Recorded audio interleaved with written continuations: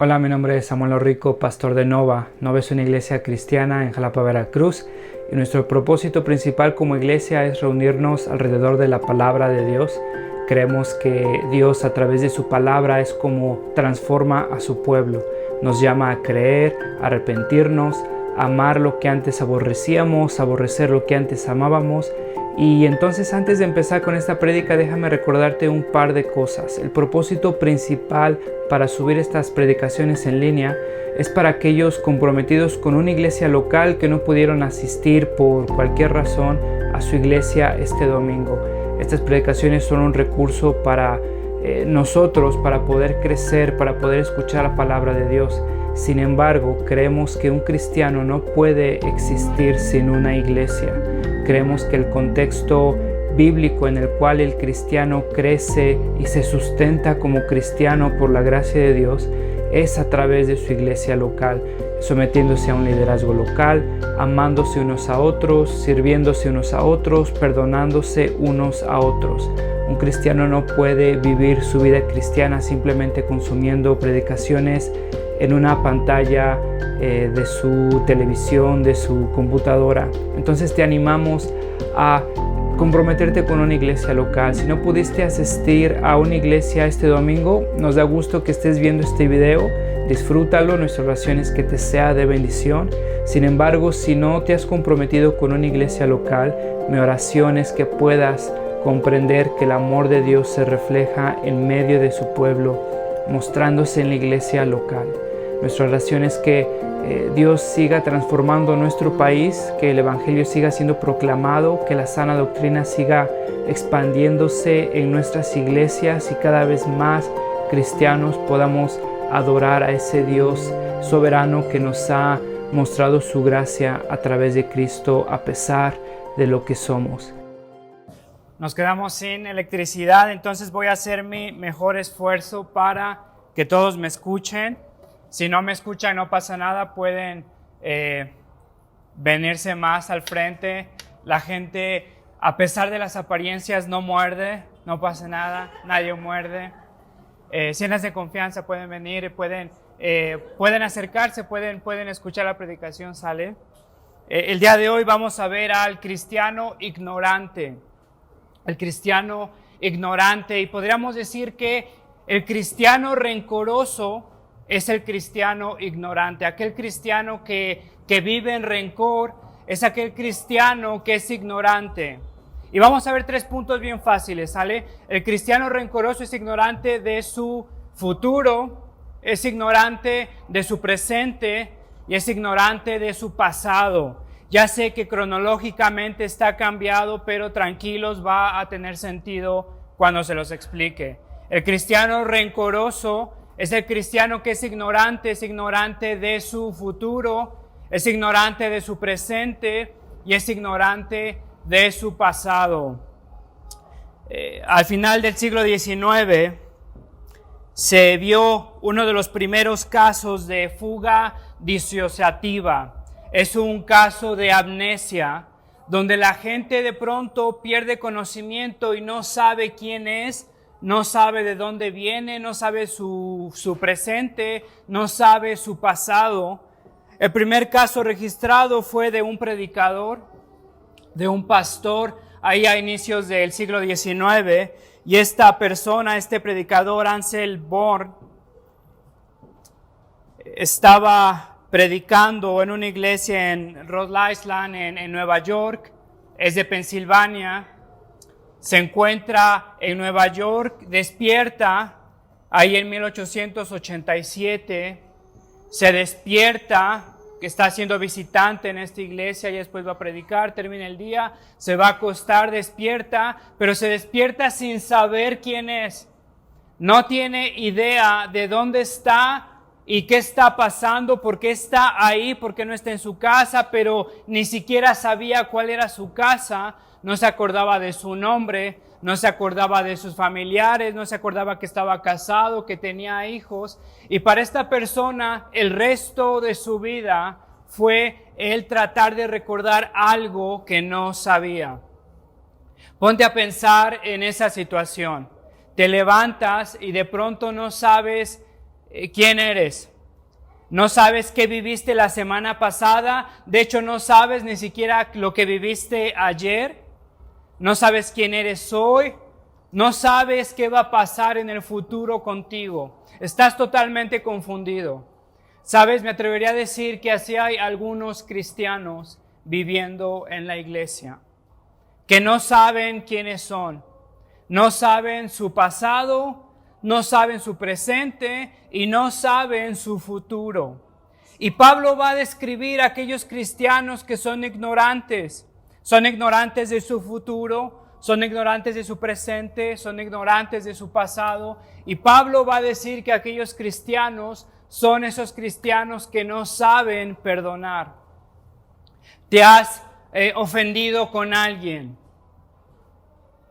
¿Te has ofendido, te has enojado con el actuar de una persona que está viviendo contigo en la misma iglesia? ¿Te ha pasado? ¿Te ha pasado que tú eres el que ofende a alguien? ¿Has escuchado tal vez ahí en tu corazón, dentro de tu corazón, en esos momentos de honestidad que tienes? Tal vez te estás bañando, tal vez nadie te puede escuchar y puedes ser honesto ahí con tu corazón y puedes empezar a escuchar que tu corazón te empieza a decir: no puedo perdonar, soy incapaz de perdonar, lo que pase no me importa, no voy a perdonar. ¿Te ha pasado que tu corazón ha estado tan herido que te sientes incapaz de perdonar? Sabes, en la iglesia, una de las promesas que tenemos como cristianos es que vamos a ofender a alguien y alguien nos va a ofender a nosotros. Hay una de las promesas que Jesús nos da en el Evangelio, en los Evangelios. Vemos que nos da la promesa de que las puertas del infierno no prevalecerán contra la iglesia. ¿Te acuerdas? Mateo 13. Me atrevería a decir que hay otra promesa, tal vez que a Jesús se le olvidó mencionar, pero que es cierta. Que vas a ofender a alguien en la iglesia y que alguien te va a ofender a ti. Y es la realidad de que juntas un montón de pecadores en el mismo lugar. ¿Has visto un meme que dice: pues ya sabes cómo soy, ¿para qué me traes? Me imagino que así es la iglesia y así somos nosotros. Venimos con nuestro corazón y con nuestras luchas, y muchas veces en nuestro afán de prevalecer sobre la voluntad de los demás, no nos damos cuenta siquiera y ofendemos al prójimo. Y ahora el prójimo tiene que lidiar con esa ofensa. Y después el próximo domingo nos toca a nosotros y ahora nosotros somos los que vamos a tener que lidiar con esa ofensa. No importa si eres nuevo en la fe o si ya tienes bastante tiempo, estarás de acuerdo conmigo que un día recibirás una ofensa, un día tú eres el que va a ofender a alguien y la pregunta entonces es: bueno, ¿qué vamos a hacer con eso? ¿Qué vamos a hacer con esas ofensas que recibimos? ¿Qué vamos a hacer con esas ofensas que sabemos que hemos cometido y tal vez estamos siendo aplastados por la culpa? Tal vez ni siquiera podemos empezar a pedir perdón. Tal vez nos lleva un ciclo de pecado. Nos alejamos de Dios porque nos sentimos culpables y nos sentimos culpables porque nos alejamos de Dios. No sé si eres tú esta mañana. Pablo va a lidiar con la disciplina de la iglesia y sigue lidiando con la disciplina de la iglesia. ¿Te acuerdas? El capítulo pasado Pablo habla de un hermano, de un cristiano que está durmiendo con la esposa de su papá y Pablo decide expulsarlo. Y vemos entonces que el cristiano no puede amar más que Dios. La disciplina de la iglesia es una muestra de amor, donde la iglesia vela por la santidad de la iglesia, el testimonio de Cristo, el bien de los miembros de la iglesia, y es bastante necio, hipócrita de nosotros el siquiera pensar a imaginar que podemos amar mejor que Dios y que tenemos un mejor plan para la iglesia. Ahora Pablo continúa hablando de la disciplina de la iglesia y va a hablar de cómo es que precisamente no se hace lo que no se hace en casos de conflictos entre hermanos. Entonces quiero que veas conmigo el primer punto. El cristiano rencoroso es ignorante de su futuro. El cristiano rencoroso es ignorante de su futuro. Fíjate ahí en el versículo 1, la primera parte dice, si alguno de ustedes tiene un pleito con otro. Si alguno de ustedes, quiero que te des cuenta de esto, que Pablo está asumiendo que es una realidad. Pablo no está diciendo que no va a pasar, más bien Pablo nos está describiendo qué ha de pasar cuando esto suceda. Fíjate, si alguno de ustedes tiene un pleito con otro, es algo esperado, no es sorpresa. Fíjate una cita de John Stott, el teólogo John Stott. La iglesia es la tensión dolorosa entre lo que dice ser y lo que deja ver, entre el ideal divino de la realidad humana, entre descripciones románticas sobre la novia de Cristo y lo poco romántico, fea, impía, conflictiva comunidad cristiana que sabemos que somos. Es la tensión entre nuestro final, un glorioso destino en el cielo, y nuestro presente, nuestro ignominioso o vergonzoso actuar en la tierra. Esta es la paradoja de la iglesia. Pablo reconoce esta paradoja. Pablo sabe que la iglesia es un pueblo redimido, que somos santificados, que tenemos nuevas prioridades, nuevos deseos, nuevas afecciones, y sin embargo, nuestro pecado llega a fracturar y llega a quebrantar las relaciones que tanto atesoramos en la iglesia. Pablo reconoce esa realidad y dice, si alguno de ustedes tiene un pleito con otro, podríamos parafrasearlo, cuando tengan un pleito con otro. Eres tú, tienes un pleito con un hermano en la iglesia. ¿Tuviste un pleito con un hermano en la iglesia? Déjame preguntarte esta, ¿lo resolviste de forma cristiana? Fíjate, si alguno de ustedes tiene un pleito con otro, la segunda parte, ¿cómo se atreven a presentar demanda ante los inconversos en vez de acudir a los creyentes? La Reina Valera 60, fíjate cómo lo traduce. ¿Osa alguno de vosotros cuando tiene algo contra otro ir a juicio delante de los injustos y no delante de los santos? ¿Te das cuenta de la indignación de Pablo? ¿Te das cuenta de la sorpresa de Pablo? ¿Osa alguno de vosotros? Literalmente tienen las agallas para llevar a un hermano a una demanda judicial. Pablo literalmente está diciendo, ¿cómo se atreven a hacer algo así? Pablo no puede entender que los cristianos que han encontrado la justicia de Dios, en este momento donde son ofendidos, tratan de encontrar la justicia de Dios, la justicia por medio de medios injustos. Pablo no entiende cómo los cristianos que han conocido la justicia de Dios ahora tratan de encontrar la justicia en manos de los injustos. Y para eso quiero que te des cuenta que utiliza dos palabras en contraste. Fíjate, la Reina Valera tiene el contraste más claro. Dice, ¿osa alguno de vosotros cuando tiene algo contra otro ir a juicio delante de los injustos y no delante de los santos? ¿Te das cuenta de esas palabras? Injustos y santos. ¿Cómo se atreve alguno cuando es ofendido ir con los injustos en vez de los santos? Pablo está sorprendido porque en medio de esta ofensa, los cristianos no pueden ir con los santos, con la iglesia, sino van de forma rápida, de forma pronta, a buscar justicia dada por manos de los injustos. Y con los injustos describe a los inconversos, a los incrédulos, a los que no conocen a Dios. Ahora fíjate, no solamente es que Pablo está siendo grosero en contra de la justicia civil, sino que Pablo en carne propia ha experimentado la injusticia. Fíjate, no sé si te acuerdas, ahí en el libro de Hechos, cuando Pablo experimenta la injusticia de los jueces romanos y los jueces griegos. Y quiero que te des cuenta que Pablo hace una diferencia entre injustos, entre la justicia posicional y entre la justicia práctica. Una persona puede ser justificado posicionalmente por Dios a través de Cristo y su andar en su santificación progresiva muchas veces no aparenta ser lo que ya es delante de Dios. Eso lo entendemos. Sin embargo, Pablo está describiendo a estas personas no solamente injustas posicionalmente como incrédulos.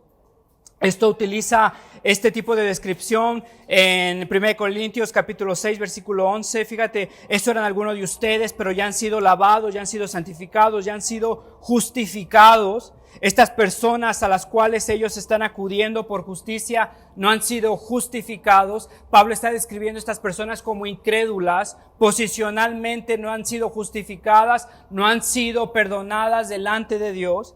No solo eso, sino también está describiendo el carácter injusto de estos jueces. Pablo experimentó esta injusticia, Hechos 16. ¿Te acuerdas en Filipos cuando entra a la ciudad y le empiezan a golpear sin preguntar? Y después Pablo les tiene que decir que es ciudadano romano y ellos ya no saben qué hacer. Es más o menos como cuando te agarra la PGR o la policía civil, empieza primero a pegarte y ya después a hacer preguntas. Eso le pasó a Pablo cuando estaba allí en la ciudad de Filipos. Entra a la ciudad de Filipos y le empiezan a pegar. Eso le pasó a Pablo en Hechos 26. ¿Te acuerdas cuando está delante de Festo? Cuando Festo lo hace pasar en la cárcel 2 años extra, 2 años más, porque recibe un soborno de los judíos, que los judíos están tratando de hacer ahí un chanchullo para asesinar a Pablo, lo quieren emboscar, y entonces este Festo recibe este soborno y lo deja en la cárcel 2 años más. No solo Pablo había experimentado esa injusticia. Fíjate, te quiero citar algunos comentaristas, pensadores contemporáneos de Pablo. Crisóstomo, fíjate cómo describe estos abogados. Estos abogados viven pervirtiendo la justicia. Esta corte nunca juzga a ningún hombre sin importar su culpa mientras tenga el dinero suficiente. Otro pensador, fíjate, Apuleios. Me gustan los nombres de estos cuates. Crisóstomo, Apuleios. Ideas, si quieres ahí ponerle un nombre a tu hijo, Apuleyo. Fíjate cómo los describe. Buitres vestidos de sotana, estos jueces sin honra venden sentencia por dinero. No solo eso, Santiago, fíjate cómo describe Santiago a estos jueces o esta justicia romana. Capítulo 2, versículo 6 de Santiago. ¿No son los ricos quienes los explotan a ustedes y los arrastran ante los tribunales? ¿No son ellos los que blasfeman el buen nombre de aquel a quien ustedes pertenecen? Era un conocimiento común, era un conocimiento público, que eran jueces corruptos, que no podías confiar en ellos, que la justicia beneficiaba al que tenía más palanca, que muchas veces se describían estos tipos de juzgados o este ejercicio legal como un deporte, que era muchas veces una oportunidad para avanzar políticamente, socialmente. No sé si has escuchado que en Estados Unidos pueden demandar por absolutamente todo. Si vas a McDonald's y te dan un café y te quemas por ese café, puedes demandar a McDonald's y puedes recibir millones de dólares porque te quemaste. Y puedes demandarlos por daño físico. Ahora McDonald's y cada compañía tiene que tener unas advertencias grandísimas ahí que dicen, no seas menso, está caliente, no te vayas a quemar. Le quitan lo de menso, pero es prácticamente lo que te están diciendo. Porque la gente ha tratado de enriquecerse por medio de estos ejercicios. No sé si has visto, igual en Estados Unidos se puso recientemente de moda, en México no lo he visto, pero la gente aparenta ser atropellada. Entonces vas ahí en tu coche, está estacionado y la gente se avienta y lo atropellaste.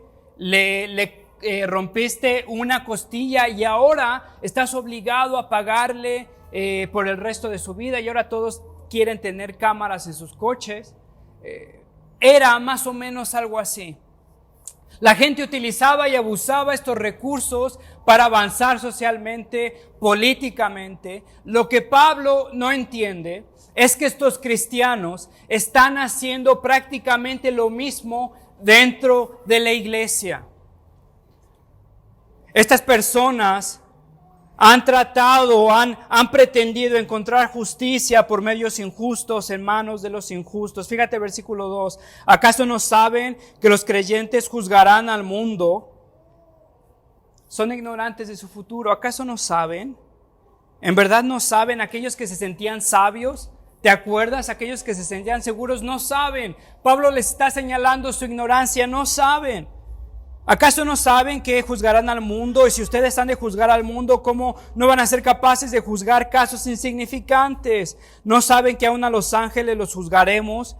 ¿Cuánto más los asuntos de esta vida? ¿Te das cuenta? Pablo les está diciendo, ¿no saben que va a haber un juicio? ¿No saben que van a ser parte de ese juicio? ¿No saben que Cristo va a juzgar todas las cosas y que los justos van a ser parte de este juicio? Y Pablo en estos versículos no trata de ahondar en nueva doctrina sobre qué juicio seremos parte. Gran cantidad de comentarios, de predicaciones pierden tiempo, te diría, averiguando si seremos nosotros los que juzgan a los ángeles caídos o los que juzgan a los incrédulos. No sabemos. Y el punto de Pablo no es ese. Date cuenta que lo que Pablo te está dejando saber es que son unos ignorantes porque no saben que van a ser parte de un juicio y que Cristo es el que juzga todas las cosas. Estos cristianos están actuando de forma deliberada como si no hubiera haber justicia.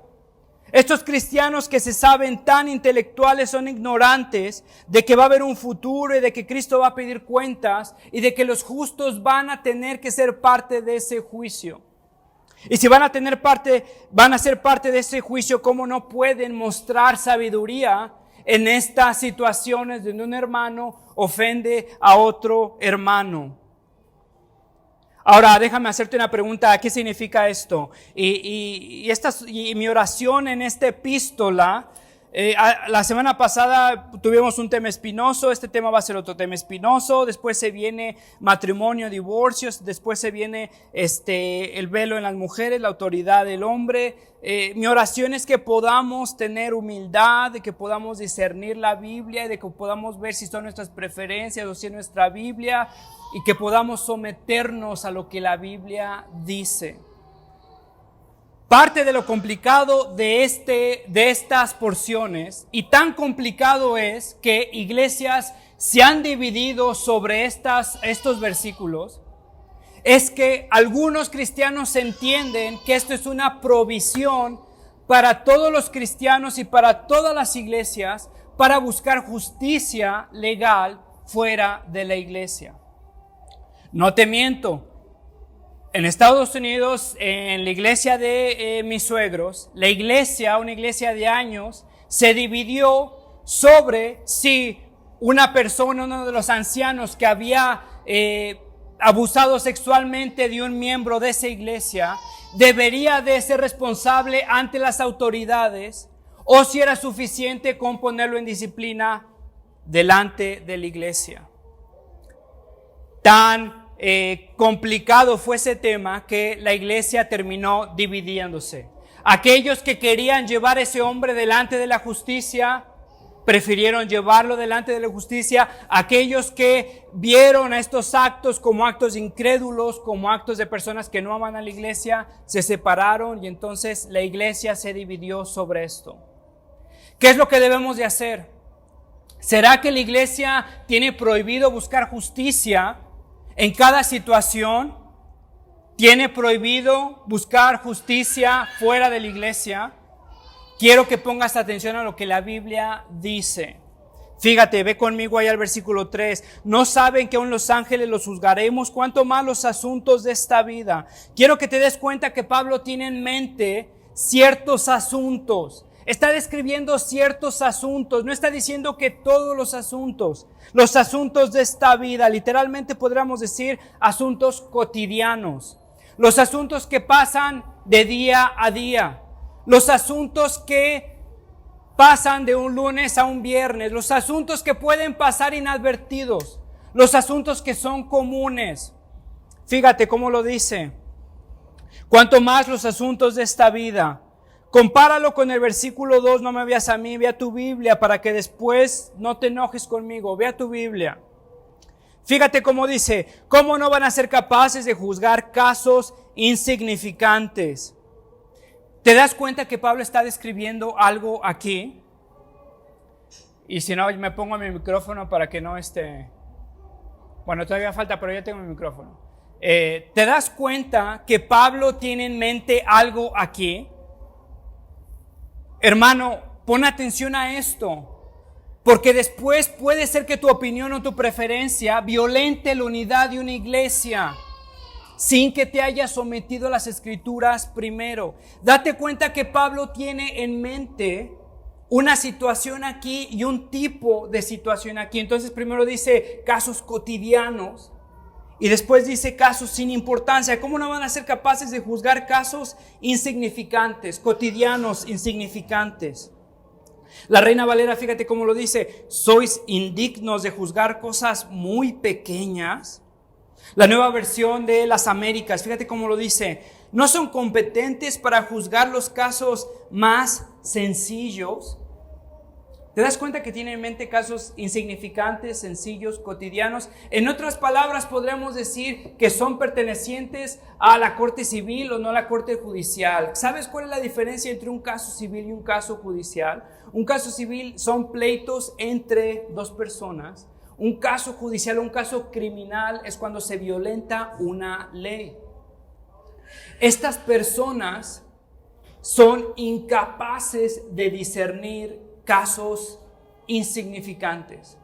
Probablemente tiene que ver con la herencia entre una familia, porque en el versículo 9 Pablo hace mención de una herencia, de aquellos que son avaros no heredarán el reino de Dios, y está haciendo el contraste. Están rechazando la herencia de Dios por aferrarse a esto.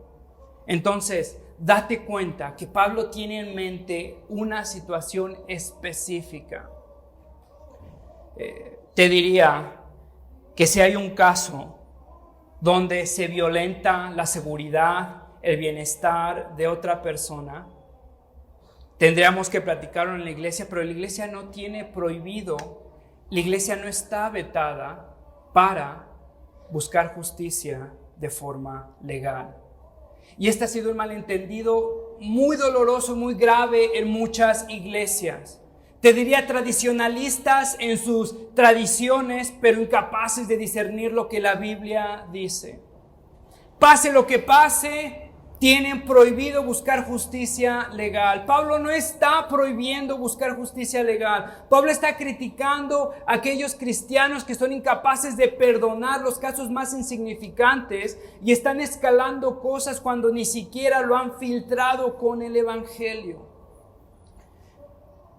Fíjate el versículo 4, por tanto, si tienen pleitos sobre tales asuntos, ¿cómo es que nombran como jueces a los que no cuentan para nada ante la iglesia? Pablo se está refiriendo a los incrédulos, ¿te acuerdas? Este versículo también se ha mal utilizado para decir que entonces los asuntos de la iglesia se quedan en la iglesia y la iglesia tiene prohibido a buscar sabiduría y consejo en otras iglesias, y entonces entienden esto como a los que no cuentan para nada ante la iglesia. Ya viste, los de afuera no cuentan ante la iglesia. No, hermano, está hablando de los incrédulos. Está hablando de los incrédulos, no está rechazando el consejo universal de la iglesia, no está rechazando la unidad de otras iglesias o el consejo o la autoridad de otras iglesias. Ahora aquí déjame darte permiso para algo. Hermano, si tú el día de mañana ves que esta iglesia se ha endurecido, ha pecado de una forma tal vez criminal, tienes la responsabilidad del derecho de buscar justicia. Hermano, si has experimentado que esta iglesia se ha endurecido y que has venido con nosotros y has buscado consejo dentro de la iglesia y has venido con la multitud o la pluralidad de liderazgo y la iglesia se ha endurecido, hermano, tienes libre conciencia de buscar el consejo de otras iglesias. Hermano, debes de velar por el testimonio de la iglesia más que por el testimonio de tu iglesia. Estos versículos desgraciadamente se han mal utilizado, transgiversado, y decimos un versículo fuera de contexto se vuelve pretexto. Porque utilizamos versículos para fortalecer nuestro argumento sin entender siquiera el contexto. Date cuenta que Pablo está ofendido porque la iglesia es incapaz de mostrar sabiduría en estos casos. Escalan lo que es mínimo, ignoran lo que debería de haber sido criticado. ¿Te acuerdas que el capítulo pasado estaban bien con un caso de fornicación? Estaban bien y nadie decía nada. Y un error de muchas iglesias es que se enfocan en lo secundario para ignorar lo primario. Estas personas eran lo que Jesús dijo que estaban criticando la astilla en el ojo de los demás, pero no veían la viga en su propio ojo. Estaban ignorando el pecado explícito de uno de sus miembros, mientras estaban siendo incapaces de mostrar perdón hacia la ofensa de un hermano. Y hermano, date cuenta que el no buscar consejo en tu iglesia, te diría que es un desperdicio increíble de los recursos que Dios te ha dado. Estas personas, Pablo se está refiriendo a personas que no buscaron el consejo de su iglesia, que fueron impacientes, que trataron de buscar la justicia que les favorecía en el tiempo que ellos quisieran, cuando quisieran, mientras tenían la sabiduría de Dios a su diestra y a su siniestra. Que tenían a un pueblo que los podía aconsejar. Es otro caso cuando la iglesia se ha endurecido y cuando la iglesia ha rechazado el consejo de Dios. Ahí sí, hermano, corre por tu vida. Pero si ni siquiera le has dado la oportunidad a la iglesia a ver qué es lo que la Biblia dice, a reaccionar, a amar, a velar por el bien de dos hermanos, Pablo está diciendo que estos hermanos son ignorantes de su futuro. Fíjate el versículo 9, no saben que los malvados no heredarán el reino de Dios. No se dejen engañar, ni los fornicarios, ni los idólatras, ni los adúlteros, ni los sodomitas, ni los pervertidos sexuales, ni los ladrones, ni los avaros, ni los borrachos, ni los calumniadores, ni los estafadores heredará el reino de Dios. Comentaristas están de acuerdo que todos estos pecados se pueden resumir en el pecado que está al centro de esta lista. Las personas avaras, las personas insatisfechas, las personas que buscan lo que quieren por sus medios, a su tiempo, sin someterse a la voluntad de Dios. Es el problema del fornicario. Quiere placer sexual a su tiempo, como sea, cuando sea. Es incapaz de esperar. Es el problema de los idólatras. Es el problema de los pervertidos sexuales. Es el problema de los ladrones. Es el problema de los borrachos. El problema de los calumniadores. Están dispuestos a socavar a los demás para engrandecerse ellos mismos. Pablo les está advirtiendo, dense cuenta, no ignoren que va a haber un juicio. No sean ignorantes que no saben que van a ser parte de un juicio. Fíjate, entonces el segundo punto, los cristianos rencorosos son los cristianos ignorantes de su futuro. El segundo punto, son ignorantes de su presente. Estos hermanos están enfocados en su indignación, que no saben, no tienen idea de lo que están provocando alrededor. Están guiados por su carne, están descontrolados, ignoran las consecuencias. Estas personas son lo que hoy describiríamos como mente de tiburón. Los líderes empoderados, los que ven una oportunidad y la toman. Los que tienen la oportunidad de enriquecerse a costa de otro hermano y la toman. Y los demás los ven como sabios, como ágiles mentalmente porque tomaron una oportunidad que era indesperdiciable. Estos hermanos son incapaces de esperar, incapaces de humillarse, incapaces de sufrir la afrenta. Estos cristianos, cada vez sin excepción, en medio de dudas, deciden hacer lo que sus instintos les dicen, sin confiar en la sabiduría de la iglesia. Fíjate, versículo 5, digo esto para que les dé vergüenza. ¿Acaso no hay entre ustedes nadie lo bastante sabio como para juzgar un pleito entre creyentes? Otra vez, son ignorantes, no saben lo que está pasando en el presente, no se dan cuenta de la situación. Están tan enfocados en su ofensa que no saben lo que están ocasionando con todo eso. Estos cristianos son esos tipos de cristianos que tienen mucha teología, pero poca sabiduría. Tienen mucha teoría. acerca de la doctrina reformada y la disciplina de la iglesia, en medio de situaciones donde hay pecado flagrante, deciden ignorar porque ¿qué va a pasar con la iglesia? ¿Qué va a pasar con el liderazgo? ¿Qué va a pasar con los followers que tenemos? ¿Qué va a pasar con la red donde pertenecemos? Estas personas tienen mucha sabiduría, mucha teología, poca sabiduría. Estas personas viven en libros, en poca práctica.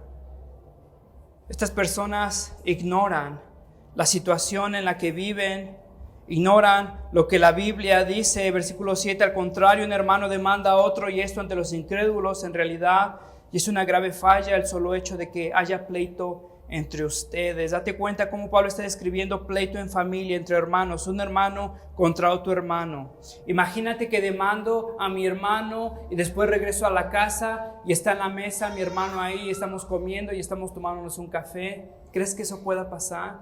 Esa relación está rota. Olvídate de esa relación. Olvídate de esa relación para siempre, porque la acabas de fracturar. Y es lo que Pablo está diciendo. Un hermano está demandando a otro hermano entre familia. Imagínate lo que va a pasar en la iglesia. La división que indudablemente va a acontecer en la iglesia. Los bandos que se van a formar en la iglesia. Todo porque no tienes criterio para discernir entre un asunto insignificante.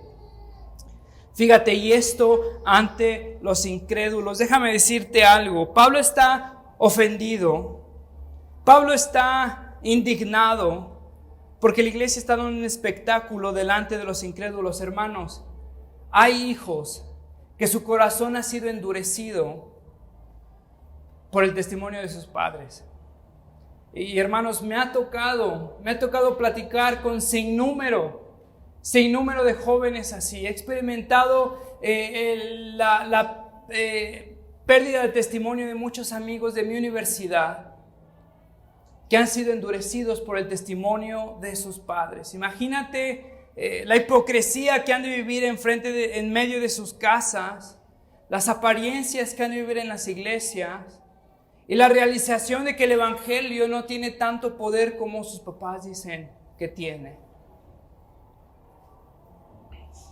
Pablo no puede creer que la iglesia, que se supone debe de ser testimonio para el mundo, esté dando un espectáculo delante de los incrédulos. Hermanos, les diría, hay incrédulos endurecidos por el testimonio de una iglesia. Y no estamos hablando de casos mayores, que casos mayores indudablemente van a salir al público y endurecen a los cristianos, endurecen a los incrédulos. Esta situación era un pleito entre hermanos, entre herencias, entre malentendidos, incapaces de perdonar. Y Pablo dice, y todo esto delante de los incrédulos, ¿no les parece bastante hipócrita que decimos ser luz del mundo y muchos de nosotros somos oscuridad en nuestras casas o en nuestros vecindarios? Muchos de nosotros aparentamos lo que honestamente no somos y tratamos de dar frutos cuando ni siquiera en verdad estamos arraigados a Cristo. Vivimos por apariencias. Vivimos, les diría, espiritualmente extrañidos, constipados, incapaces de dar frutos porque simplemente no podemos. Estas personas son incapaces de perdonar porque simplemente han ignorado su presente, lo que está pasando, han ignorado su futuro, lo que están ocasionando delante del mundo. Estos cristianos, te diría, son muy religiosos en lo exterior. Tienen mucho conocimiento, pero ese conocimiento no los lleva a aplicar lo que han vivido. Estas personas están obsesionadas por cómo un cristiano luce, pero no cómo un cristiano vive. Estas personas piensan que si se visten como cristianos, entonces van a ser de testimonio a los incrédulos y los van a llevar a Cristo. Estas personas están obsesionadas porque si un cristiano se debe de tatuar, porque si un cristiano debe de vestirse así, pero a la mera hora son los más rencorosos. Son incapaces de perdonar, son incapaces de ser generosos, son incapaces de preferir a Dios más que a todas las cosas. Estos cristianos piensan que por verse como cristianos son verdaderamente cristianos. Hermano, no te vayas a enojar, pero no he conocido a ningún incrédulo que deje a Cristo porque ve a un cristiano con tatuaje. He conocido muchos incrédulos que se han endurecido por ver a un cristiano sin tatuaje, viviendo como un incrédulo, incapaz de perdonar, amando lo que Dios detesta, no siendo generoso porque es un avaro. Este tipo de cristianos aman la teología, aman lo exterior y cómo pueden aparentar una religión. Pero cuando llega ese conocimiento a la práctica, son incapaces de aplicar lo que tanto vociferan en redes sociales. Este tipo de cristianos están dispuestos a ofender, están dispuestos a socavar para quedarse con lo suyo en el momento que ellos quieran, cuando quieran. Hermanos, te diría que muchos de nosotros hemos endurecido al incrédulo por la forma en la que actuamos, no tanto por cómo nos vestimos como cristianos. El incrédulo no le interesa si una hermana tiene falda o no, no le interesa, simplemente no le interesa. Cuando una hermana es incapaz de perdonar, cuando una hermana se comporta peor que un incrédulo en su colonia, esa hermana ha endurecido el testimonio de Cristo, ha socavado lo que Cristo ha hecho. Pablo dice, todo esto son incapaces de perdonar una ofensa tan pequeña, se están degollando por algo así, y todo esto delante de los incrédulos. Son ignorantes de su futuro, son ignorantes de su presente, son ignorantes de su pasado. Fíjate, versículo 11. Y eso eran algunos de ustedes, pero ya han sido lavados, ya han sido santificados, ya han sido justificados en el nombre del Señor Jesucristo y por el Espíritu de nuestro Dios. ¿Te das cuenta que Pablo regresa al pasado y le recuerda el pasado, el pasado, lo que ha acontecido en sus vidas, y eso los debe de motivar a perdonar en el presente? Eso eran algunos de ustedes, eran los avaros, los fornicarios, los idólatras, los homosexuales, eso eran ustedes, pero ya han sido lavados y Cristo ha sido ensuciado. Ya han sido santificados, Cristo ha sido llamado pecador. Ya han sido justificados, Cristo ha sido rechazado por el Padre. Todo esto en el nombre del Señor Jesucristo y por el Espíritu de nuestro Dios. En otras palabras, Cristo ha sido ensuciado, Cristo ha sido condenado, Cristo ha sido rechazado, y todo esto por ustedes. Fíjate lo que le dice en el versículo 7. ¿No sería mejor soportar la injusticia? ¿No sería mejor dejar que los defrauden? ¿Cómo se atreve Pablo a pedir algo así? Imagínate, te está pidiendo que te dejes defraudar por tu hermano cristiano. No es cualquier cosa. Déjate defraudar. ¿Sabes por qué? Porque te está apuntando al Evangelio. Porque Cristo ha sido defraudado por ti. Porque Cristo te ha justificado cuando eras pecador. Eso eras tú. Pero ahora Cristo te ha justificado, te ha lavado. Y entonces Cristo ha sido llamado pecador por ti. Déjame recordarte el Evangelio otra vez. El Evangelio no nada más es que Cristo murió por tus pecados.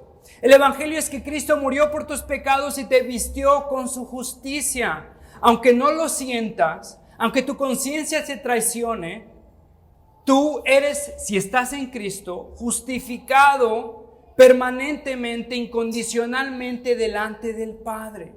Eres visto como perfecto, eres visto como santo, eres visto como totalmente, absolutamente perfecto delante de Dios, porque tu justificación no depende de ti, sino de lo que ha hecho Cristo. Si eso es cierto, hermano, si eso es cierto, te das cuenta que estás en una deuda demasiado grande. Te das cuenta entonces de tu pasado. Ahora Cristo te ha justificado. Podrías ser defraudado, porque de lo que te defraudan ni siquiera es tuyo. ¿De qué te van a defraudar? Dime, en verdad, ¿qué tienes que Dios no te haya dado? Testimonio no tienes porque eres una porquería, pero Cristo te justificó. Tus recursos Dios te los ha dado. No hay ni un centavo que Dios no te lo haya dado y Él es capaz de proveerte. Si Él te proveyó en el pasado, te va a proveer en el futuro. Te va a proveer en el futuro, no te preocupes. ¿Por qué vas a pelear no ser defraudado? ¿Por tu honra? ¿Cuál honra? Por eso es que Cristo murió por ti. Hay en el capítulo 18 de Mateo una vez uno de sus discípulos le pregunta a Jesús, ¿cuántas veces he de perdonar a mi hermano? ¿7 veces? Jesús les dice, no solo 7 veces, 70 veces 7. O sea, tú perdona siempre, perdona constantemente. Y Jesús les cuenta una historia, les cuenta la historia de un rey. Y este rey está viendo los sueldos de sus empleados y se da cuenta que un empleado le debe miles de monedas de oro. Miles de monedas de oro. Y va este rey con este empleado, con este siervo, y le dice, oye, me debes miles de monedas de oro, necesitas pagarme ya. El siervo no tenía con qué pagarle. El rey lo lleva a prisión junto con su esposa y con sus hijos y lo deja salir solo a él. Y le dice que no va a dejar salir a su esposa ni a sus hijos hasta que le pague cada uno de las monedas de oro que le debe. Este siervo empieza a rogarle al rey y está desesperado. Imagínate, no puede pagarle, va a tener ahí a toda su familia.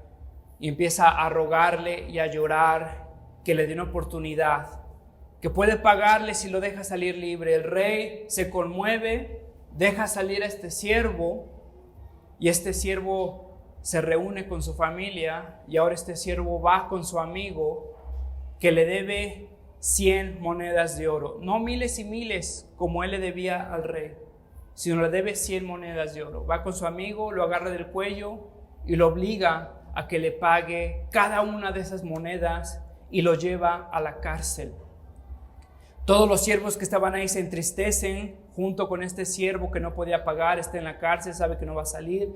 El rey se entera de esto y va con el primer siervo al cual había perdonado y le dice, ¿cómo te atreves? ¿No te das cuenta lo que yo te perdoné y eres incapaz de perdonar a tu hermano? Jesús termina esa historia y fíjate lo que dice Mateo 16, versículo 35. Así también mi Padre Celestial los tratará a ustedes, a menos que cada uno perdone de corazón a su hermano. Quiero que pongas atención en esto, de corazón a su hermano. Después los discípulos le preguntan a Jesús cómo ora y quieren aprender a orar como Jesús ora. Y te acuerdas que Jesús nos regala el Padre nuestro. Padre nuestro que estás en el cielo, santificado sea tu nombre, venga tu voluntad en la tierra como en el cielo. Danos hoy nuestro pan de cada día. Perdona nuestras ofensas, como también nosotros perdonamos a quien nos ofende. ¿Te das cuenta del fruto inevitable del cristiano que conoce su futuro, su presente y su pasado? ¿Te das cuenta de aquel cristiano rencoroso que es ignorante de su futuro, de su presente y de su pasado? Así también su Padre Celestial los tratará a ustedes, a menos que cada uno perdone el corazón de su hermano. Y no es que el perdón es el boleto para entrar al cielo, es que es la comprobación de que en verdad vas a entrar al cielo, de que en verdad tienes una relación con Dios. Te hago una pregunta, hermano. ¿Has sido ofendido? ¿Puedes perdonar? ¿Puedes buscar el consejo de la iglesia? ¿Puedes tratar de buscar reconciliación? ¿Has sido tú el que ha ofendido? ¿Puedes pedir perdón sabiendo que Cristo te ha perdonado y que ahora el cristiano vela por la unidad de la iglesia, vela por el corazón de aquel a quien él mismo ofendió? Déjame terminar con un himno. Señor Jesús, tomaste mi lugar cuan víctima ligada sobre altar, su fuego conseguiste apagar, Señor, por mí. Tu sangre es, oh Cristo, mi virtud. Tu muerte de justicia es mi salud. Pecado hecho a mi similitud, Señor, por mí. Padre, te ruego, mi Dios, que tú nos ayudes a discernir lo que es primario en la vida cristiana, mi Dios, a estar dispuestos a morir por lo que tú explícitamente nos has dicho, mi Dios, a vivir en santidad, a perdonar, a amar, a ser generosos, a ser testimonios delante del incrédulo por la forma en cómo nos amamos. Mi Dios, esa fue la oración de Cristo, que por nuestro amor le mostremos al mundo el amor del Padre. Te ruego por perdón, porque hemos fallado muchas veces en mostrar ese amor, porque somos prontos a buscar nuestra propia justicia, nuestro propio honor, aunque no lo tenemos ni poseemos nada, mi Dios. Te ruego que tú nos ayudes una vez más a recordar el Evangelio, a descansar en él, Señor, a perdonar de todo corazón a aquellos que nos han ofendido, porque no se compara la ofensa que le hemos hecho a tu santidad y has dado a tu Hijo por nosotros. Mi Dios, muévenos, te lo ruego, aunque se sienta imposible, muévenos por tu Espíritu. Mi Dios, en Cristo Jesús, amén.